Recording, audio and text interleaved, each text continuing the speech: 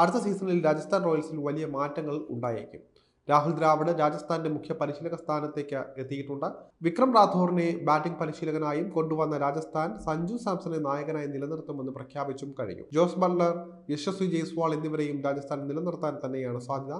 Trent ബോൾട്ട, Ryan Parag, Dhruv Jurel എന്നിവരിൽ ആരെയെങ്കിലും നിലനിർത്തുമോ എന്നതാണ് കണ്ടറിയേണ്ടത്. രാജസ്ഥാന് അടുത്ത സീസണിൽ ഏറ്റവും അത്യാവശ്യം മികച്ച പേസ് ഓൾറൗണ്ടറെയാണ്. നിലവിൽ സൺറൈസേഴ്സ് ഹൈദരാബാദിന്റെ ഭാഗമായിട്ടുള്ള താരമാണ് വാഷിംഗ്ടൺ സുന്ദർ. ഹൈദരാബാദ് സുന്ദറിനെ നിലനിർത്താൻ സാധ്യതയില്ല. വലിയ പ്രതിഫലമില്ലാതെ ടീമിലെത്തിക്കാൻ സാധിക്കുന്ന ഓൾറൗണ്ടർ കൂടിയാണ് വാഷിംഗ്ടൺ സുന്ദർ. അവസാന സീസണിലെ മികച്ച കണ്ടെത്തലുകളിൽ ഒന്നാണ് നിതീഷ് കുമാർ റെഡ്ഡി. 303 റൺസ് നേടാൻ 21-കാരനായ താരത്തിന് സാധിച്ചു. മീഡിയം പേസ് കൊണ്ടും ടീമിന് മുതൽക്കൂട്ടാകാൻ നിതീഷിനാകുമെന്നാണ് പ്രത്യാശിക്കുന്നത്. അതുപോലെ തന്നെ കൊൽക്കത്ത നൈറ്റ് റൈഡേഴ്സിന്റെ മാച്ച് വിന്നർമാരിൽ ഒരാളാണ് വെങ്കടേഷ് അയ്യർ.